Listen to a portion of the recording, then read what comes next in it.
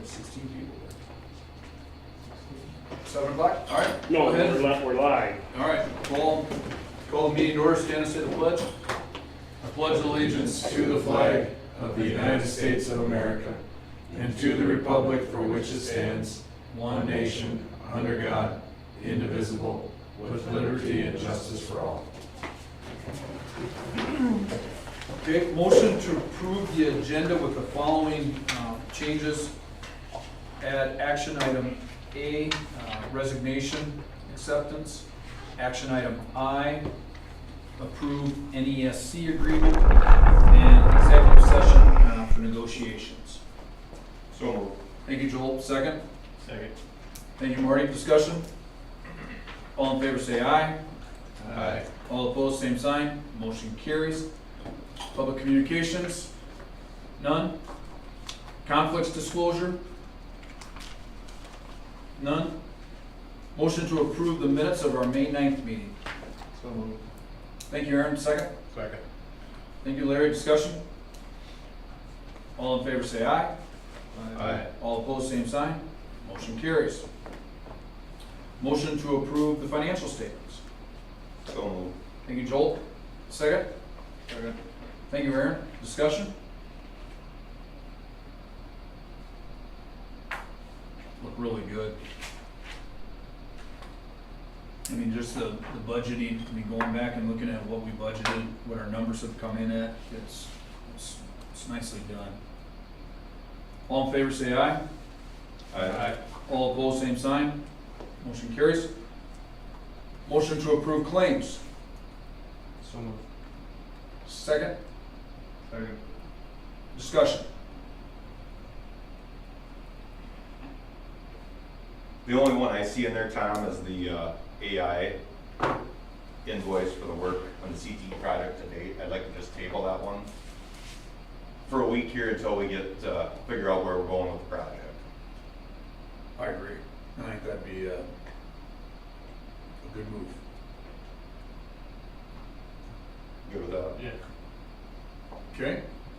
So can we just amend Marty's motion? Yep. So we have, is there any other discussion on the claims? Any other questions? Okay, motion has been made, I think originally by Marty, seconded by Joel, amended by Joel to accept the claims as presented, except the table Architectural Inc. until further activities take place. All in favor say aye. Aye. All opposed, same sign. Motion carries. All right, motion to set a time and place for our budget hearing. So moved. Second, Second. discussion? What July date is that again? It will be July 11th, 7 p.m., and it will be right at 7 p.m. with the regular board meeting to follow. Okay. Sounds good. Any other discussion? All in favor say aye. Aye. All opposed, same sign. Motion carries.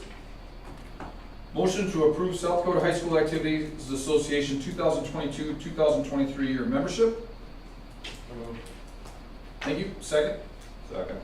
Discussion? All in favor say aye. Aye. All opposed, same sign. Motion carries. Motion to approve the one-year lease from August 15th, 2022 until August 15th, 2023 with the Webster Area Development Corporation for the CTE. So moved. Thank you, Joel. Second. Thank you, Marty. Discussion? Can I mention one, if possible, we could throw a little cost in the event extension? Amend it to a 2-year instead of a 1 year? I think they'd be willing to work with us. I mean, when I call Can them. you just mention it too? Yeah. When I called them, and I want to thank the Development Corporation, because when we called and asked about extending this lease, they were absolutely, we're here to work with you. I mean, they were just really good about it. And the terms of this lease are the exact same as the previous 5 years. They didn't raise the rent. It's never gone up in 6 years. Yeah, Yeah. they've worked well with us, so I think we could. I'm just saying, kind of a heads up, so if they're looking for something, we don't put us both in a bind a year from now. Yeah, I guess I forget, I'm abstaining, of course, from voting on because I drafted the lease. I'm on both boards. And, so, yeah, I know a little bit about the lease. But I do know that, that's not gonna be an issue if you wanna extend it a little bit longer. Yeah, I just thought that Conversations. if the development corp is starting to look for somebody to come in, this or that, and Because I do think they have somebody else now that's looking at one of those rooms upstairs that we might have been using for robotics or storage or something, so they might have to clean that up and move not, it around. not that we intend to, that's not my meaning. Yeah. Right. I'll ask them about it, yep. All right, I'll abstain from that vote. All in favor, say aye. Alright. All opposed, same sign. Motion carries. Motion to approve open enrollment applications 2301 through 2305. So moved. Thank you, Larry. Second. Aaron, discussion. I had a chance to meet with Jim. Craig would have been here tonight, but I think he got called out to Rapid City with the German trip for something that popped up. Looking at all the apps, there shouldn't be any issues. I mean, we're approving them. If there is an issue with transportation, I think we still can go back and talk. 4 of them? 5, 5? 5, yeah. all kindergartners. Awesome. Well, it's the ones that they're, Most the are. majority are their students, or their siblings already come here. Sure. So, 2 of them would not be, right? Not yet. what's that? 2 of the kids don't come here. Right. So they'd be new families that have other ones. So I think that's good. Great, have them call their cousins. I agree. The more the merrier. I agree. All in favor, say aye. Aye. All opposed, same sign. Motion carries. Motion to approve the return to school plan for 2022-2023. So moved. Thank you, Joel. Discussion, or second? Second. Thank you, Marty. Discussion? I did provide a copy of this, I think it's in the packets. Some significant changes in the sense that it's downsized significantly. You'll notice that there's only 2 appendices. I eliminated most of the charts that tell you whether we're on high alert or medium alert, whatever, all those. And a good portion of the schools that I am familiar with correspond with their superintendents, they've gotten rid of that as well. I have the other changes in here highlighted. Today's the 13th. We have to have these revised or reviewed every 6 months, and so I've got that date in there. The others that are highlighted are changes. We do have information regarding screening and exclusion on our school website, plus they gave us some other websites. It's information from CDC actually. That's highlighted. Our isolation is very, very minimal now. I used to list a lot of things about if you're gonna be close contact, and it's here, it's there. You know, I think that was almost a full page of policy that we had recently. That's been changed to be very brief in the sense that we will basically address it however we need to address it with what's going on locally, what's going on statewide. So if things do increase, we see an increase in COVID cases and it gets more serious for us, then obviously we may change that. If you go, I think, the next highlight is actually towards the very tail end. I changed or added changes to the plan. It's kind of just a disclaimer. It says this is a fluid plan and it's all dependent on what's going on with COVID-19 within society, especially here locally. So it could change, it could change quickly, and we'll address it as we need to go forward. That's what we've got. Any questions? I think it's good, and I like this last paragraph. It's a fluid document, and it's gonna change as we go. I think we did a really good job all through COVID, changing and adapting and just, trying to get it right, so. Good job.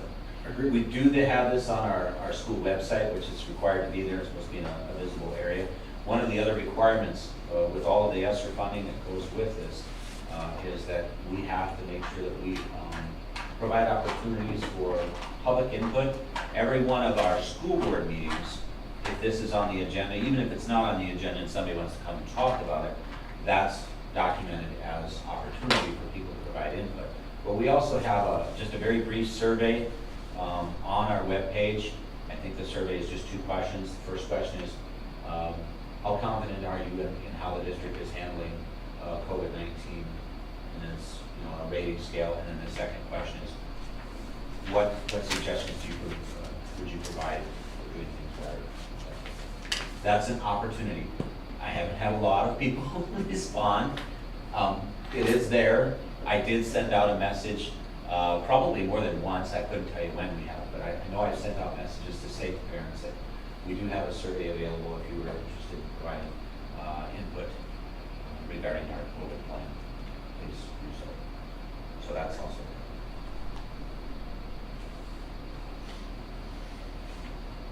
there. Okay, any other discussion? All in favor say aye. Aye. All opposed, same sign. Motion carries. Motion to take action on the FCCLA funding request. So moved. Thank you, Larry. Second? Second. Thank you, Joel. Discussion? I did provide information to you. It was Mrs. Hewer's intent to have this information to you. She had attached a document to me prior to last board meeting. It was the wrong document. It was actually the schedule and not the information that she had gathered. So with this, this was in your packets as well. Was it or not? Yes. Yes. Okay. And I do have hard copies if you want to look at a hard copy here tonight. Anybody else want a hard copy? Basically, she's just saying what others are doing in each of the other school districts. That's on the chart on the back of the sheet.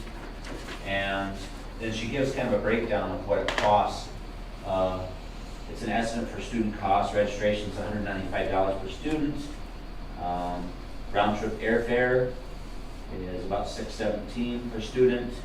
Hotels $344 times 4, and then transportation for hotel. So in all, you're looking at about $2,000.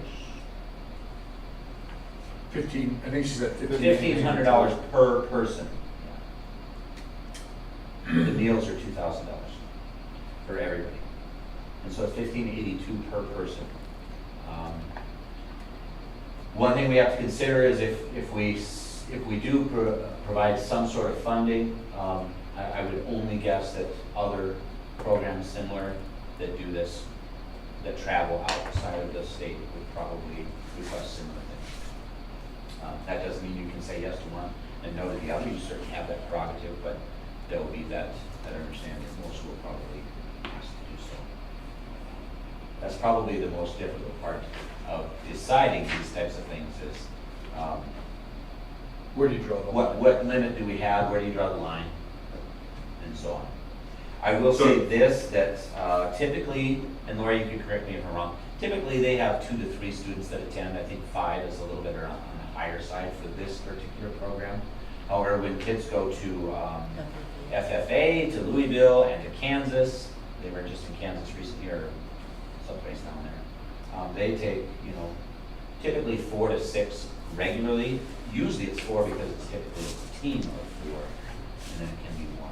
And Mr. Zink can correct me if I'm wrong, I think they go out of state 2 times. I Twice, think, yep. because they go to Oklahoma for something, which they Yes. just did recently, and then they go to the National FFA Typically it's convention. Louisville, but I think it's held in other places. Yeah. So they do go 2 times. And we do pay for their travel to state conventions? State, we do. We pay for their rooms, we pay for the registration, and then obviously the vehicle, if they have to take a bus or if they just take a vehicle with gas. So the state events we do.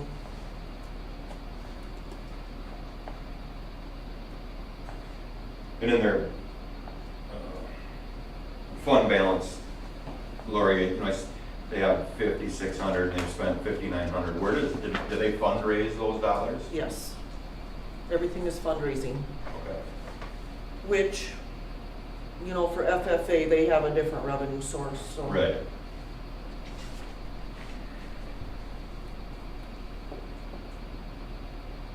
It's a tough call. I mean, you can definitely see the educational experiences, but we sponsor, I think, all of our activities within the school when they stay in state, very well. And there's no other way to describe it. We hit it all. Now, once you start going on a national scene, and where do you stop? That's the concern, at least from my perspective. Because I mean, I think you find an event for every activity on a national scene where it could be a great educational event, whether it be, you know, for science, whether it be for social studies, whether it be for math, whether it be for ag, whether it be for FCCLA, basketball. I mean, you can. What does robotics do? They fundraise. They fundraise.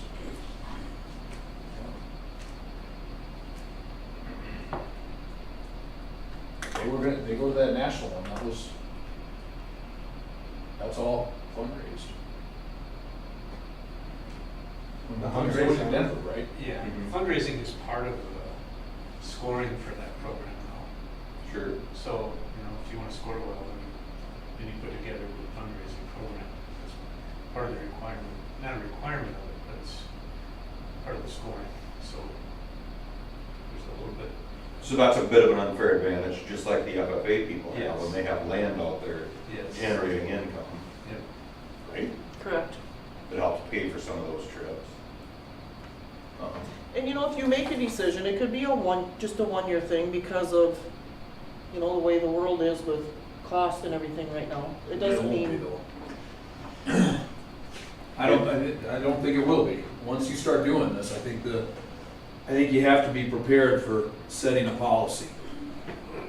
Because we haven't done this in the past. As a matter of fact, I remember even one year, decade plus ago, I mean, Lori Wagner won a national honor for math, and the school wouldn't fund it because of XYZ was funding at that time, and so the Legion did. I remember that. But we've been down these rabbit holes as a district before. We've just stuck with the state. Same time, I want to help the kids go out somewhere else. I would say similarly to, I'm not on the Kiwanis executive board right now, but I have served on that. And every year you get similar requests. This would be one. I don't know if FFA requested anything or not, but it did depend on the number of students, because I think what Kiwanis tried to do was, okay, we've sort of done this amount every year. And so some years, if there's fewer kids going, they maybe got a little bit more than other years when there were more kids going, because they kind of kept the pool the same. And there's been times where Kiwanis have said, you know what, we got this many going, we've got this much in our budget, we'll say yes to it. But each year for them it could be a certain amount, it might be less, depending on what they've got for their fundraising amounts. But that's the primary purpose of Kiwanis as well. I mean, 98% of their purpose is to provide opportunities for youth. But you don't know if they pursued Kiwanis Oh, yes, they have, yes. for this. And they do every year. So it would appear to me that we're, How many schools are there? There's like 10, 12? yeah, you know, a lot of them are $200, $400, $250, up to $750. You know, I don't know what and that's for everything, you know, it's just a flat rate. I don't know what the state convention cost. You know, here's one, Mitchell, $250 per student, up to $750.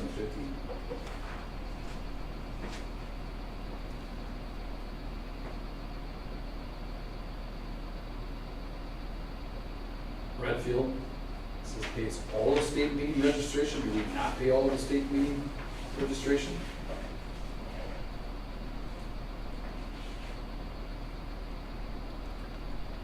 we do pay hotel oh yeah. the whole and time. registration. And transportation. And they get meals, correct? No, No meals? Okay. no.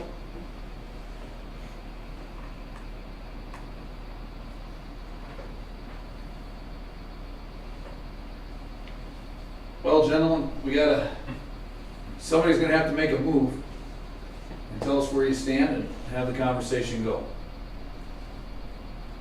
Well, I'll kick it off. I mean, I think we've already talked about, then you get to the sports end of it, they have booster clubs that, I don't think there's a national basketball convention. I think there probably is a national wrestling tournament, but they have booster clubs. I don't know if there's a national track. I don't want to discourage kids from getting to go to a national event. We can't break the bank, and I hate to open the coffer dams, but I think we're at least above average with what we're currently doing. I would throw out, can I see that again? I don't suppose you have any idea where we're at per student at the state level.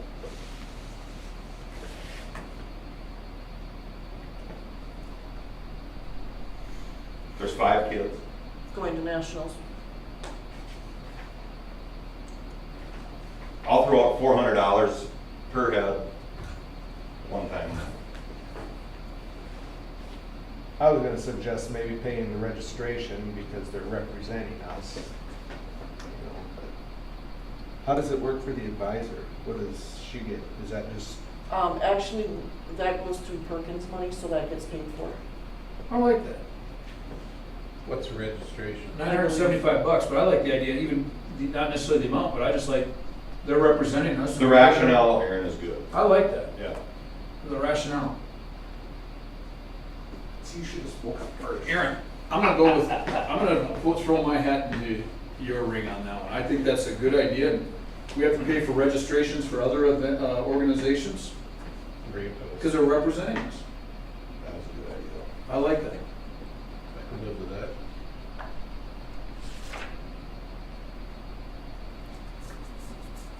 Marty, looking at you? everybody's looking at you. Don't feel any Yeah, pressure. I'm looking at it, and there isn't anything else that really applies in that way. Everything else is more individual. Hotel, meals. Yeah, I'm good with that. There you go. Make a motion to amend the offer to pay registration fees for unlimited number, is there a number? Well, for this year. For it'd this be- year, it's 5. Yeah.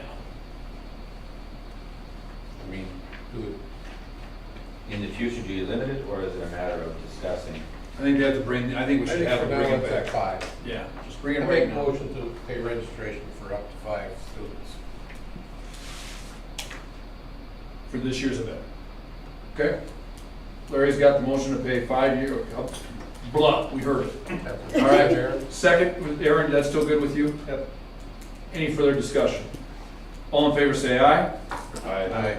All opposed, same sign. Motion carries. All right. Motion to declare surplus property.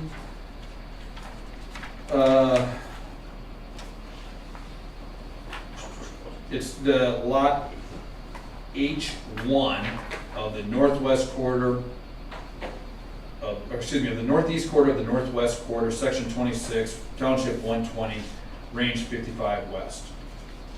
And the north 20 rods and the east 16 rods thereof. Basically, it's one of these farm locations, a small acreage that a schoolhouse used to be on. The owner has made that request that surrounds the land. So moved. Okay, Second? discussion? Go through the same process we have in the past, appoint the 3. All in favor say aye. Aye. All opposed, same sign. Motion carries. Motion to accept the resignation of Emily Estes, art teacher. So moved. Thank you, Larry. Second. Second. Thank you, Marty. You have a letter here, Emily Estes, dated June 9th, 2022, which would be last Thursday. Dr. Block, through this letter, I hereby announce my resignation from the position of art teacher and yearbook advisor for the 2022-2023 school effective immediately. It has been a pleasure working with you and the entire Webster area school district staff this past year. In my time here, I've grown professionally and made some dear friends. In particular, I would like to thank you for providing me with a rewarding learning experience and a warm working environment during my time in Webster. Sincerely, Emily Estes.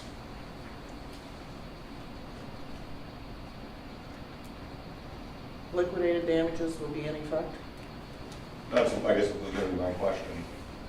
I think they should be. They have to be. I mean, we're just this late, I mean, I saw today, the Association of South Dakota School Board says there was 482 open positions in the state right now. That was what they sent out, so, there's a good chance we may not find an art teacher this late. Do we know a reason? Or is there? She's going to Watertown High School. She's from Iowa originally, a little bit closer, not tremendously. But I think she grew up just east of Sioux Falls, so, when you say she's from Iowa, it's not like she's deep in that. She wanted to be closer to home. She did apply for jobs earlier this spring in the Sioux Falls area. And probably her biggest reason that she's provided to me is that she's really excited about being able to teach amongst a group of 4 art teachers at Watertown High School versus being the only art teacher. So she's looking forward to that group teaching her colleagues with her. So she's very appreciative of both Sharon Johnson and Darlene Dulitz in providing some mentorship while she was here as well.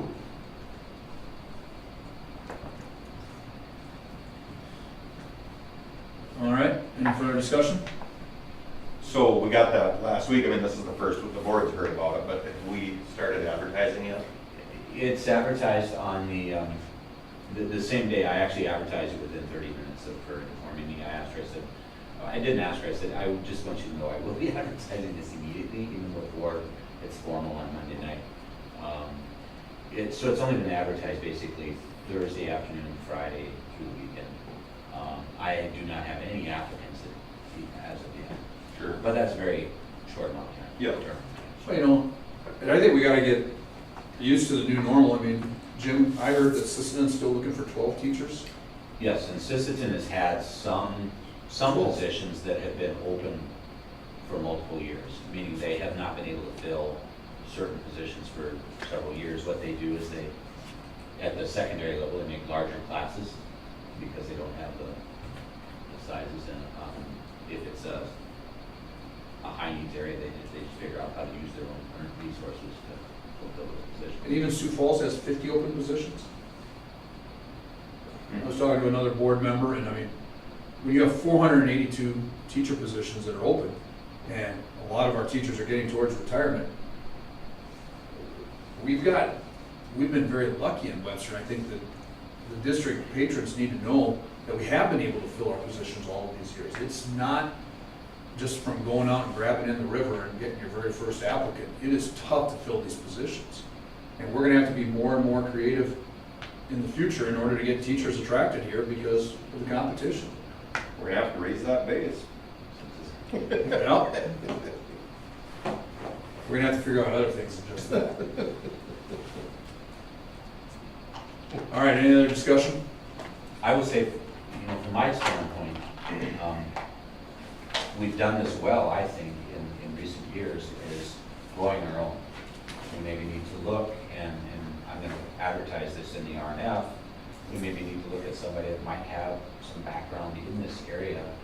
If they have a bachelor's degree, I guess I'm doing an advertisement perhaps right here. If they have a bachelor's degree, and they have got some experience in that area, we can go the alternative educator or alternative certification route, and we've done that with Career Tech Ed in multiple areas: facts, multimedia, construction. We've done it in math. We've done it in PE. We've done it in science.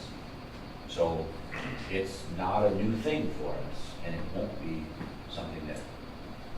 We're definitely going to be looking at this. So I guess I would say to anybody that's here or anybody that's listening, if there's somebody that's a quality person that's interested in this and they've got some background, come talk to me. So I should know the answer to this, I guess, but are teaching positions Bill Dakota eligible? I don't believe so, no. In I don't fact, think no, so. they are not, because we've had that discussion, and that that topic's been brought up is, at what point are we gonna look at building quota for education? I'll be honest with you, I think the reason it's not occurring is because it would be huge. Right. Huge. And I suppose how would we fund our third through taxpayer dollars? That might be a question. Yeah. So that leads me to my next question. If we could go out and find somebody in the community, maybe they're of middle age, can we figure out a way to help them get their teaching certificate? I think we have to. Yes. I mean, I think we need to Part get of our that out there to the public. If somebody's looking for a career change, let's talk. I think two areas that we look. One is, you look at people that are still in college, and if we can do something temporarily, let's say somebody's gonna student teach next spring, and we can do something for the fall, we make sure that we take care of what we need to in the fall, we hire them to come in the spring. Or if they're student teaching in the fall, I know other districts that have had student teachers in the fall, they have them monitored and mentored by a certified teacher in that area, and that's doable, as long as the university and the state certification is okay with all that. Get that approval, they student teach in the fall in our school under that mentorship, and then become the teacher in the spring. Can we give them That's- sub-pay for that? Pardon? Can we give them sub-pay? Absolutely, you can hire a long-term certified sub. Oh, you mean the teacher? Yeah. Yeah, the substitute, or the student teacher?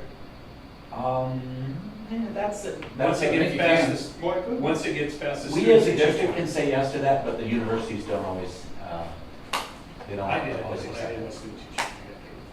I got paid for it. After the commitment for the student teaching. You finished the student teaching first and then got paid? Yes, after that, for the rest. That's of our the prerogative as a school district, is to Yeah. hire them as a teacher or a substitute or whatever. Okay. So we have that option, and then I think the other option is, and it doesn't matter how old they are, they could be young, middle-aged, or even older. If there's somebody within the community that could serve in that capacity, and they've got the ability, the qualifications, and means and background. I believe most of the areas that you want people to do that have to have a bachelor's degree. The only area I'm not certain that exists, I don't think you can do this, you can't do alternative certification with special ed. You have to have it. No.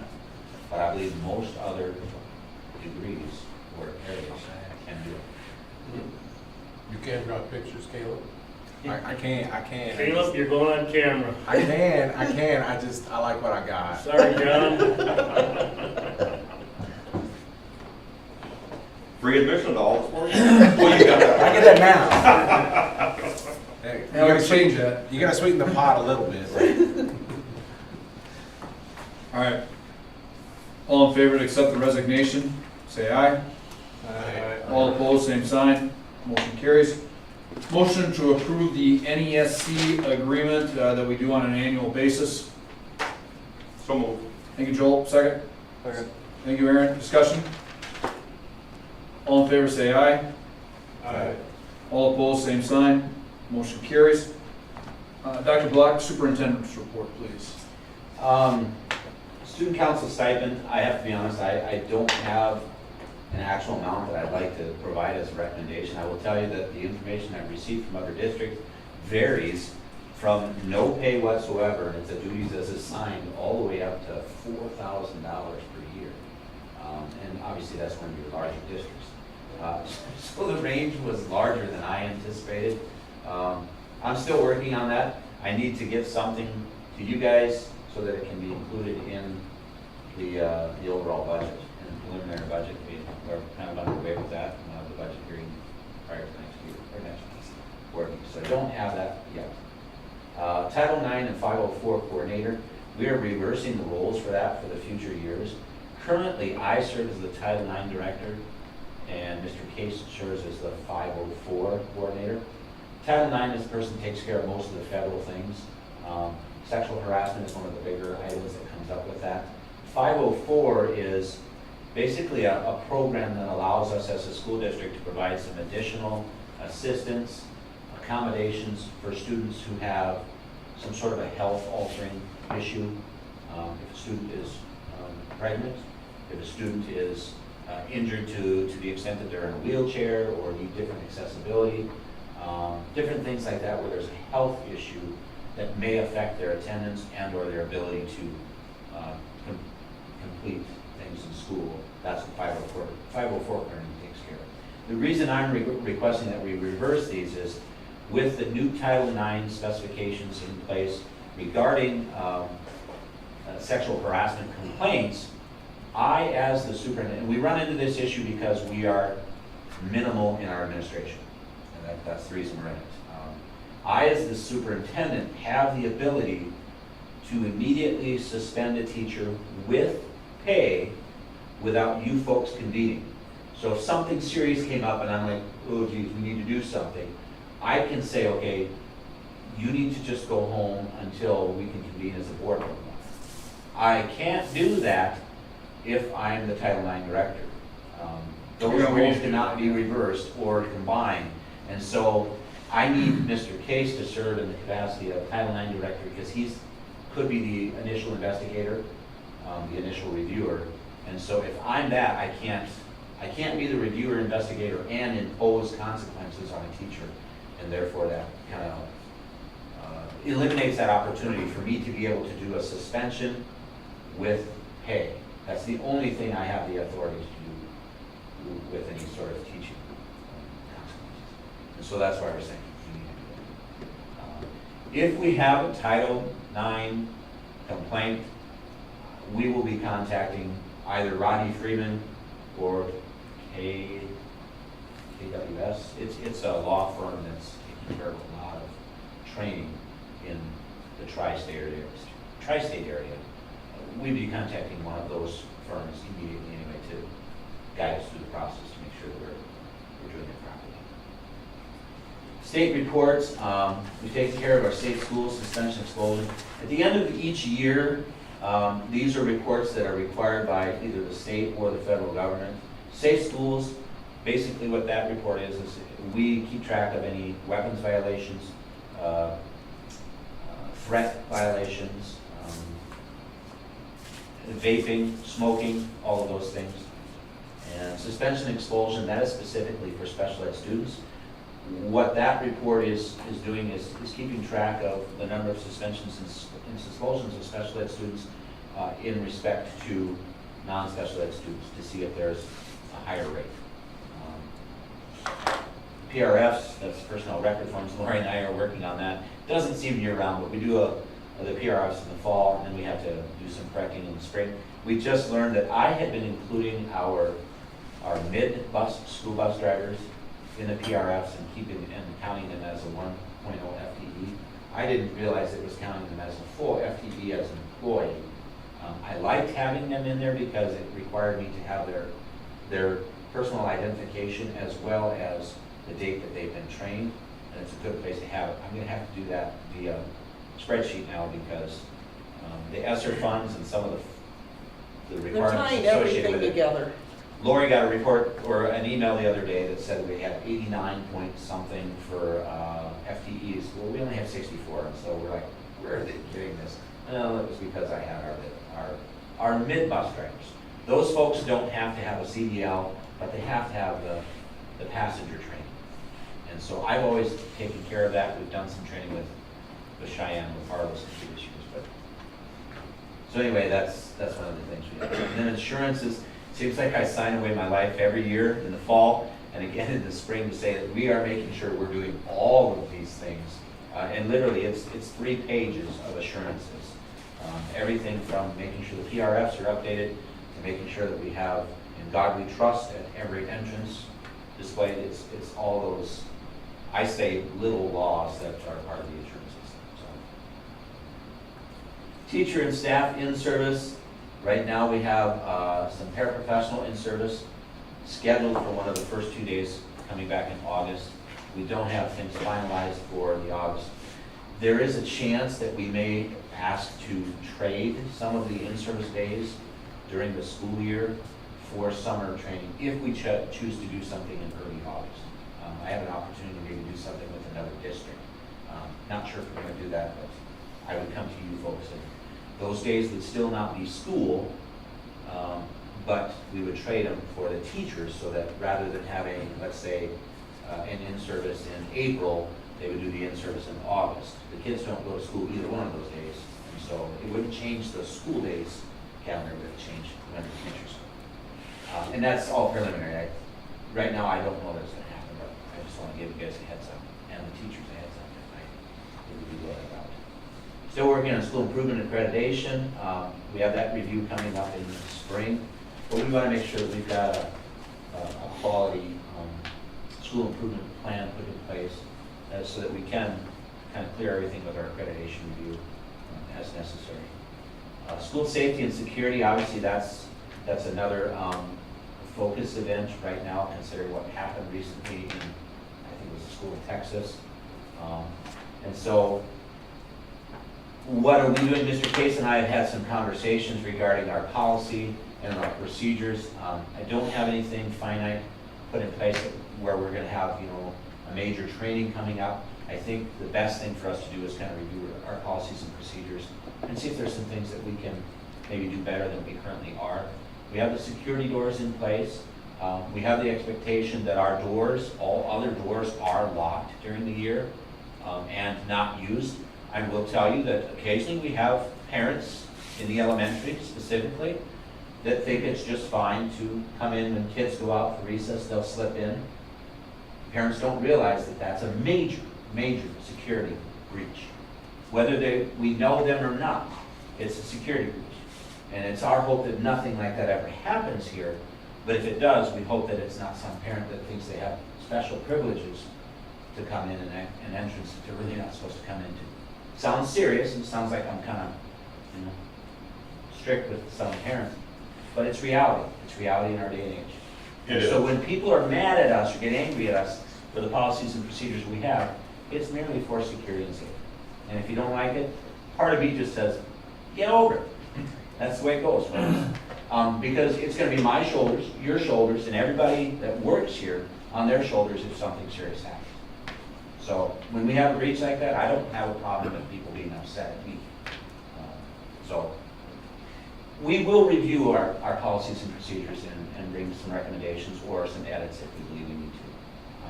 I think what we do is quality and valuable, and hopefully we can continue doing what we do and keep kids as safe as possible. The last thing that I have is an athletic donation. Just wanted to mention this. And it's interesting, when you get things like this, you kind of learn a little bit about some folks that graduated from Webster many, many years ago. But the donation that we've received, I think it's in excess of $800 over 2 or 3 donations. And it's in memory of Maurice Bates.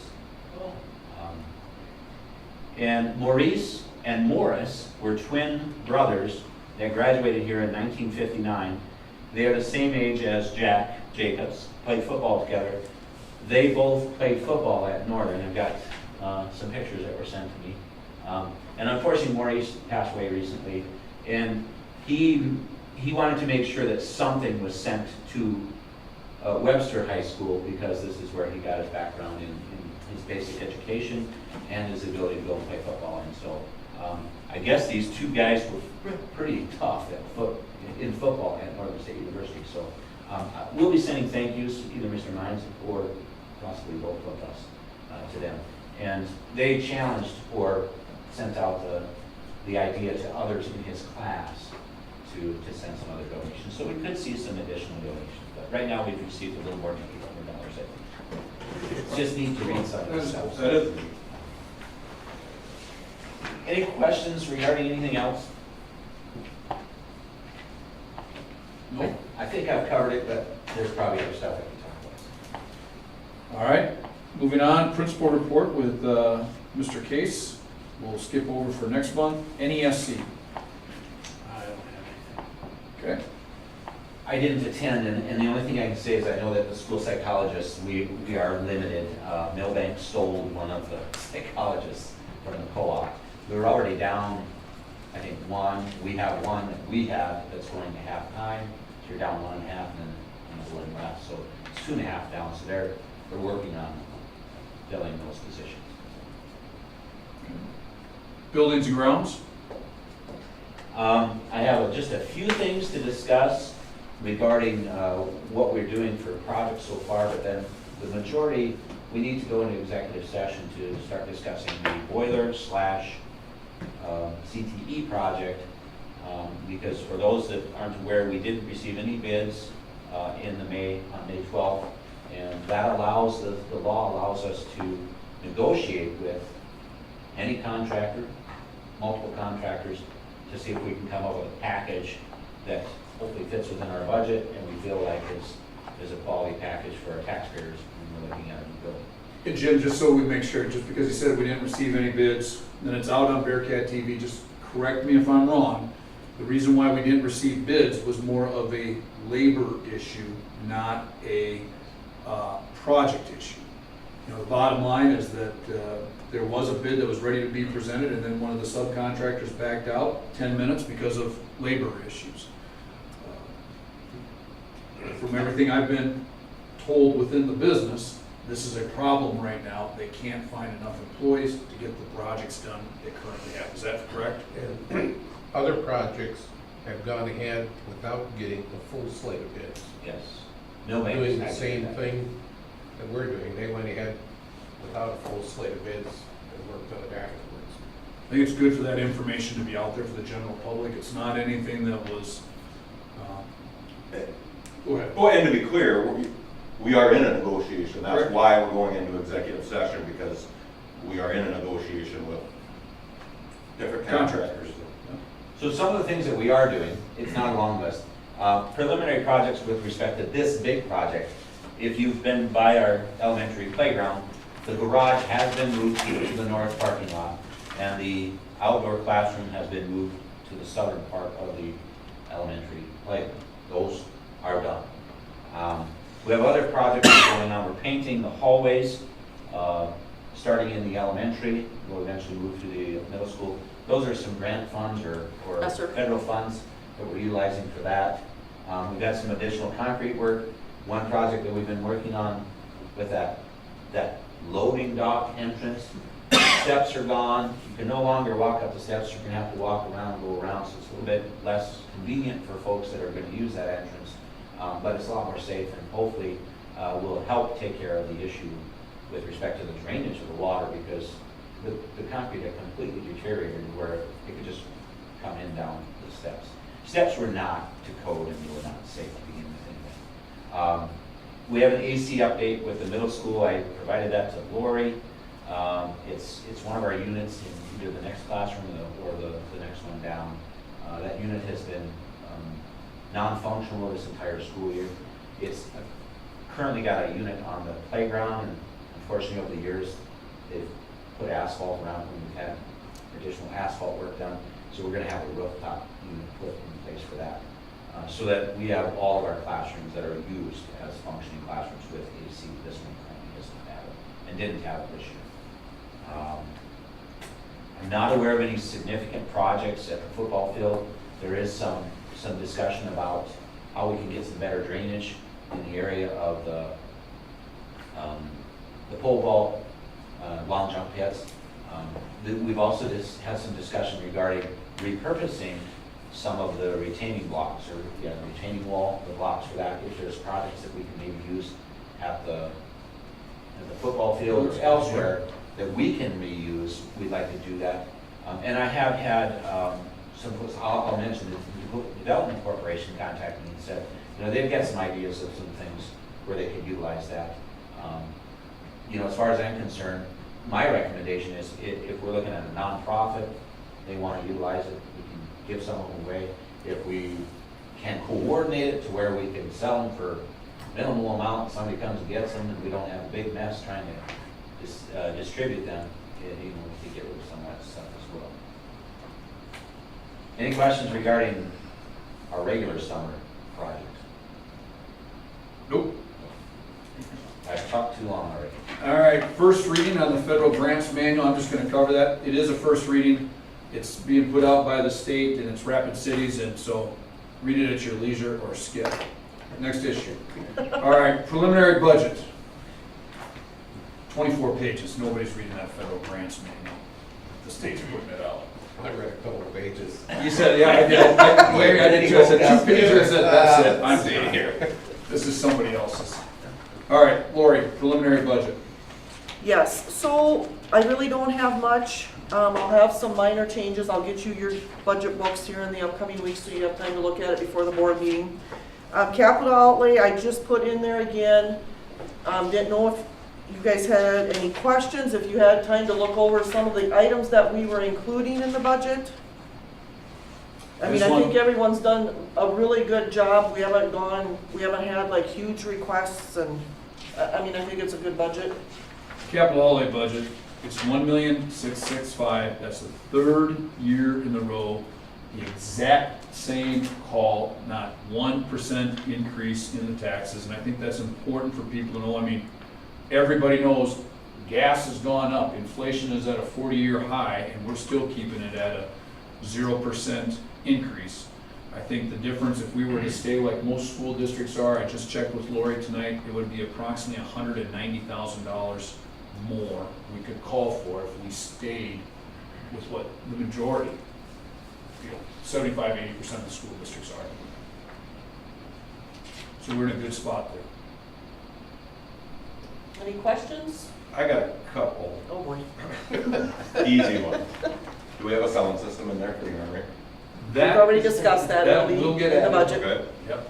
And then in the special ed fund, the aides are down like $50,000 and the health insurance is down considerably. Why is that this year compared to last year?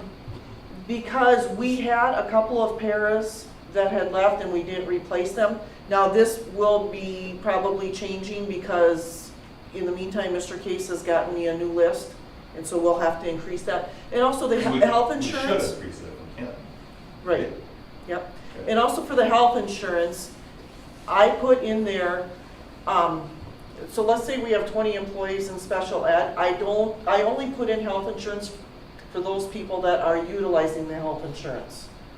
So I'm not budgeting if, because I have some people that don't utilize our school insurance, so I don't budget for that because it's not realistic.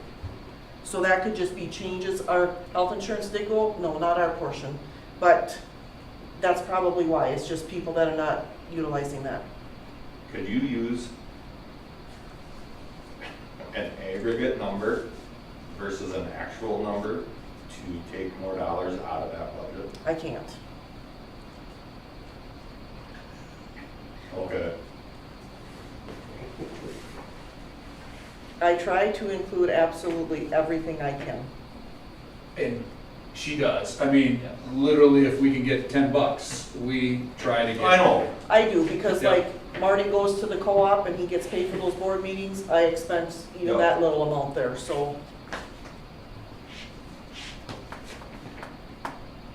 I can't because I get audited on that stuff. Okay. We're actually doing another audit right now with the ESSER money, the federal stuff, correct? Yep, that's a different one, that's a federal desk review, so, But still, I mean, we're. and that's federal monies, yeah. So, can I talk about special ed? Yep. No questions for capital outlay? Or did you have any more on capital outlay, Joel? I do not. Larry, Aaron, Marty? Okay, I know for special ed, I know when we went over the preliminary budget in May, one of you, Joel or Larry, questioned me about the revenue. And at that point, I had inserted a different number for our tax revenue. Our special education fund balance is quite sufficient. And so I've given you information in your board packet. I've checked with other I've checked online for other school districts, what their fund balance is, what their levies are. I've listed, what all of the information for us. So at this point, I believe we can reduce our special education levy somewhat. I don't want to drop too low, and then we have to, something happens and we have some out-of-district placements, but I think at this time we can reduce the amount somewhat, and so I've given you different estimates. I do want you to keep in mind if we do not, let's say we had, and this shouldn't happen, but if we had something crazy happen and we don't have enough funding, we can go to extraordinary cost funds. However, to get extraordinary cost funds, we have to be maxing our levy. So if we drop that, but we have enough of a cushion where it shouldn't, we We would got a have year time of to risk. kick it If we in. can see it coming, the next year we could raise it back to the max? Correct, Okay. yeah. You'd have basically you got 1 year risk. And it's because of our cushion. Yeah. Because you gotta remember, it takes us a year, so what I'm requesting now, I can't request the max like for another year down the road for that to kick in. So we've gotta have that cushion to be able to do that. I'm gonna ask a question. Just for conversation, this isn't how I feel, I just have a question. So you just said, right now, we're leaving the capital outlay budget, the local capital call, we're gonna leave it the same. We're not raising it, 3rd year in a row. Yep. And we're talking about lowering taxes, Yep. because we have room within our special education fund. Would it make sense to, whatever we lower here, raise it on the capital outlay so it's a net zero?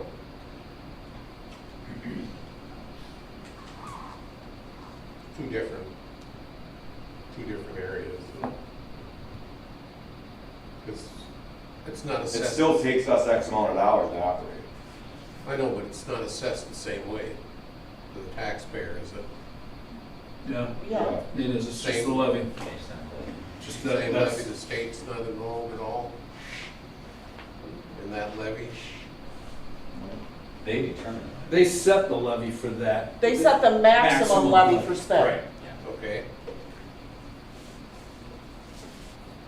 And I know that, this causes some confusion, but every year, the state, because we are not in an opt-out, the state reduces those other levies a small amount, the ag, the non-ag. I understand your question, but isn't that the old saying, robbing from Peter to pay Paul? You're not changing it. If you're gonna reduce taxes, we're gonna just move it over here and not lower it. That would be the end result. The point would be that, we would not be robbing from Peter to pay Paul in this scenario, because then the money would go right to the fund where it's needed. So then what happens if we would have to up it again to the max? Then that board would have to be willing to, But you can't,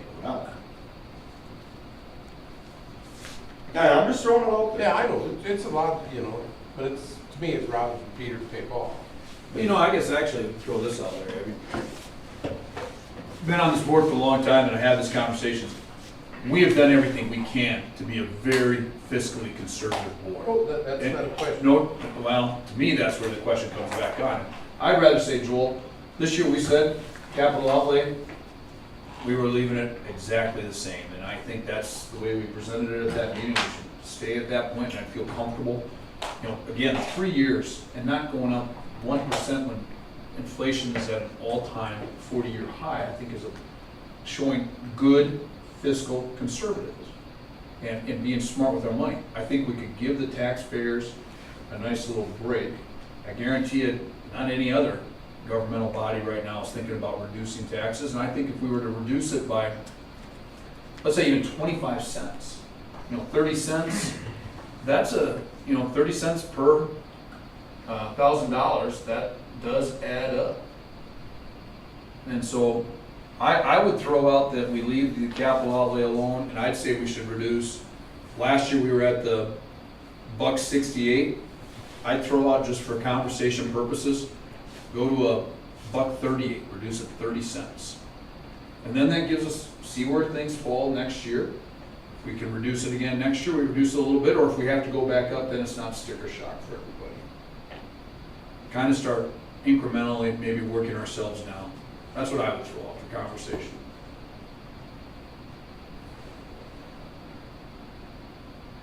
We were $1.59. Nope, that could be what we could be this year. $1.68 was what we were last year. Right there. Oh, So max is lower this year. Correct. So once again, the state, they changed the levies around. Yeah.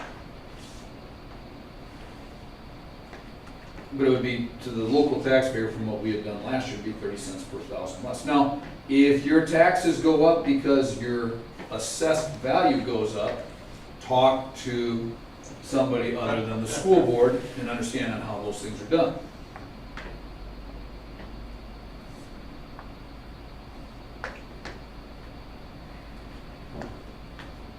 You're at $1.30? About 38, I just said about 30 cents just for conversation purposes. I could be, talk to different numbers there, but just thought I'd get the ball rolling. I'll go $1.40. So you're saying 20 cents? All right, since we're gonna do this, I love playing this. All right, Marty, you're next. Where you at? Right now, Aaron and Larry's going, who goes last? That's what they're thinking over there, Marty. I agree with Joel. You're at $1.48? Okay. So the taxes for the special ed levy, once they're in there, they can only, they can't be like a general fund, capital outlay money. No. I mean, that has to stay Sped right. only. Yeah. Very, very stringent requirements, spending requirements. Okay. Since I ate at Aaron's place and it was really good last Tuesday, Larry, you're next. Hey, 148 fits, All right, so you're 148. if that fits. Aaron?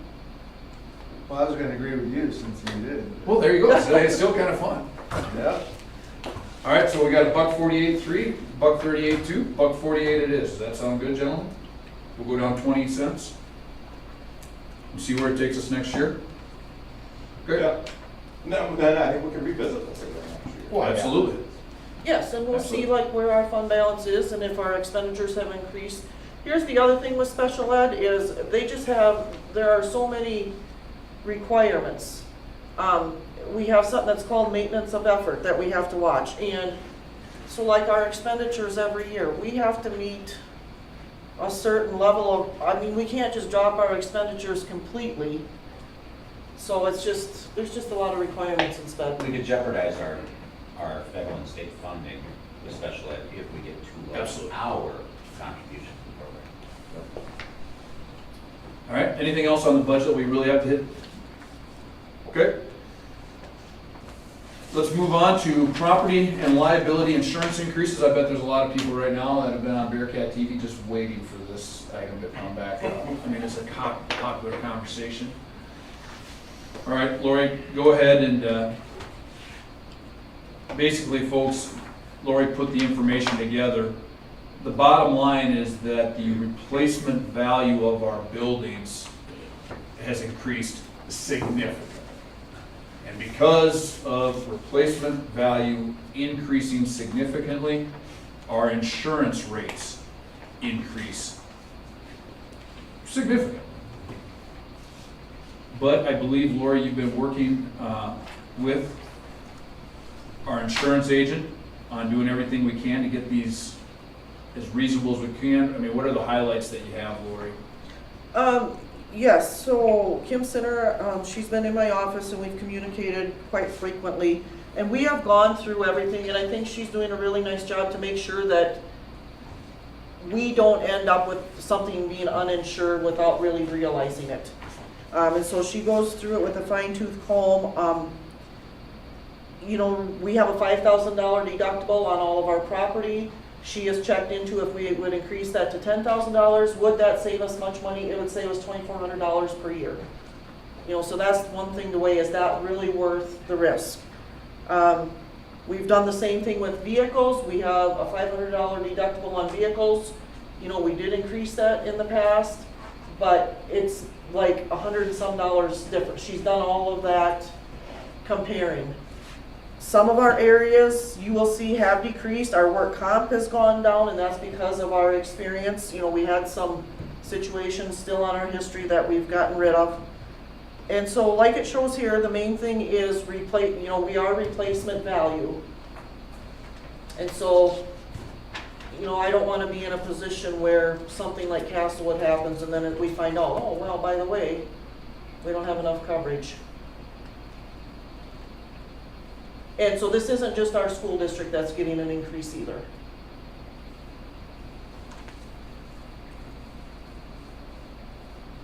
All right, gentlemen, I do agree. I really appreciate the notes that have been put together here by Lori and Kim outlining everything. You know, basically, the value of our property is $30,257,276. It's gonna cost you a few dollars to insure that. Is there anything that was provided within the proposed property coverage that any of you gentlemen had an issue with? And I think if you just compare, this is just, you know, without getting into detail, if you look at the project that we're trying to complete, and, you know, that's just one portion of our facility, that kind of puts it into perspective. It does. I'm good with the proposal as presented. I think the question then is, do we want to change our deductible? Is it worth going to $10,000 if it's a $2,400 savings? By my math, you'd have to have 2 years of no claims before you would gain anything, correct? But then after that, How often do we have claims? Pardon? How often do we have claims? Well, I hate to jinx us, but we haven't. saw Ninky on top of the armory roof this morning. Yeah, I do think our last property claim, and we had it 2 years in a row. 2 in a row? Yeah, I mean, we had a brand new roof installed, and then boom, the next year, same exact thing.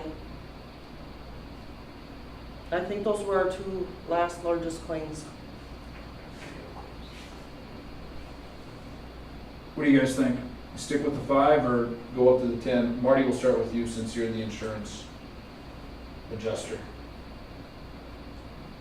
Do a lot of claims, and it seems like the more people have, the higher the deductible they go.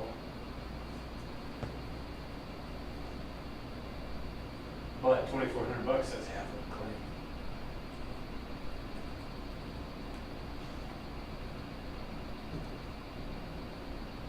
Two years, how about prior to that? Those are the two largest claims since I've been here. That's a long time. When would this go in effect? July 1. So we're good right now? If Ninky was on top of the roof? And he was.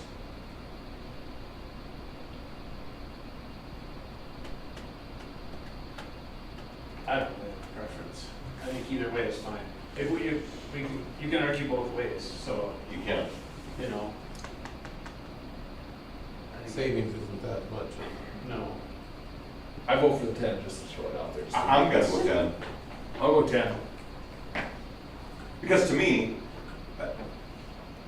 we have a $5,000 deductible, we've only turned in a couple big claims, right, that we can think of in the last 5, 6, 7, 8 years. But there's been other repairs to the building that, oh, we forgot to turn it in, or we didn't think about turning, you know what I mean? So why set the bar so low? Has there been any claims that have been, they weren't big claims, but the deductible still came into play and we collected money that were, so that's just it, those are the only two we've really done. I think, yeah. Didn't we raise it several years ago I'd say 10. before Kim came on board? And that was over a couple of years, which we recouped it, but it's. And we probably did. Yeah, but now we're back to, Oh, yeah, I don't know. now we're back to less deductible, but I thought we'd raised it before to 10 or And I figured, I know we did with vehicles. yeah.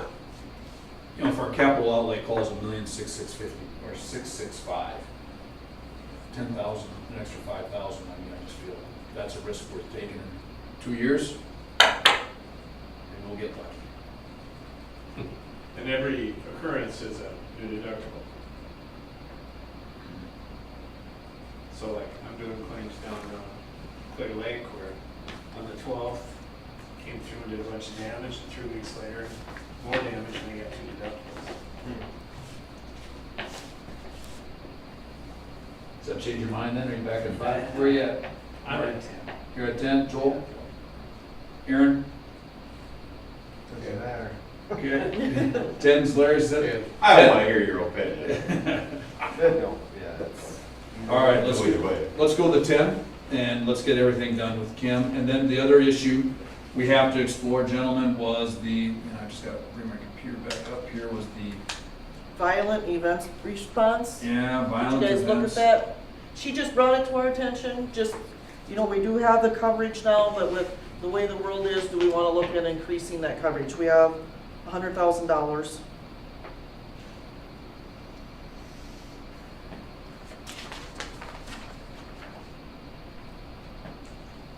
And that cost us $78, or is that what it costs us? Or is it $78 per student?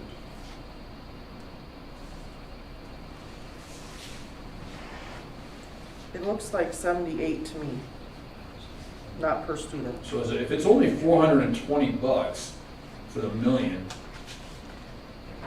But I could verify that with her. If that's the case, yeah, I know, but I go with the million. why don't you clarify what violent expense? Well, it's got it in here, the list. What? What? what is a violent event? Yeah. It is caused by an intentional criminal act or series of acts, involves the use of a physical object or weapon other than the human body for the purpose of causing injury to any persons, results in at least one or more persons other than the perpetrator sustaining a serious bodily injury or being held hostage. What does it cover? Death, benefits, medical expenses, personnel counseling, group counseling, funeral expenses, loss of income, wages of temporary personnel, rental of substitute premises. And that's $78 for 100,000 coverage? For $100,000. I was just waiting, she's watching, so I was waiting to see if she texted me. 100,000 is never gonna be enough anyways. No, and so for $400, we give a million. I'm just saying a million. If it's not per student, which I don't think it is, but I can That's a million. clarify So I that. think it there's would be 6 enough. students affected, they'd be stretched out a million over 6. I'm just saying 100,000 is, I don't know, Well, that's what definition. So your current liability doesn't cover any of this type of stuff? It probably has some coverage, but Yeah. not extensive, Yeah, it's- specific. So as You can't insure, like, I can't necessarily insure so that Joel gets a baseball bat and kneecaps Larry, you know, I mean, you just can't do that. They don't sell insurance for those type of, a la Tommy Harding, but. So I want to take this a step further, back to Dr. Block's comments earlier about taking security seriously. If Marty leaves the door jacked open because he wants to go see his son, and I kneecap Larry, Larry's not only coming after me, he's going after Marty, the And, parent, and our right? district. He's gonna go after the parent that unintentionally allowed Yeah. access. Isn't that correct? Yeah, in our district. In the district. Yeah. But I mean, the parents need to understand that there's some liability there if something were to happen. Absolutely. I guess I'm just curious why such a low number, 100,000? Why she would even bring that, that's what we've had in place. okay? And so she just wants to know if we want to increase it. Is she been able to tell you if that's a one price or is that a No, she per? has not. Well, you can, Let's find out, we've got till July 1st, let's find out more information on Absolutely. that. Yep. I think that's just good to know. Okay? I think that's all we have. Next meeting is, did we say Monday, July 11th? yep. And then what time do we start that meeting? 7. 7? Okay. Motion to adjourn? Nope. Take it. Oh, thank you very much. You're gonna get us out here quick, We guys. wish. But then everybody else does have to have executive session. Motion to move into executive session for negotiations. So moved. Thanks, Joel. Second. Thank you, Marty. All in favor, say aye. Aye. All opposed, same sign. Motion carries. I can say aye. See ya, Caleb. Yeah.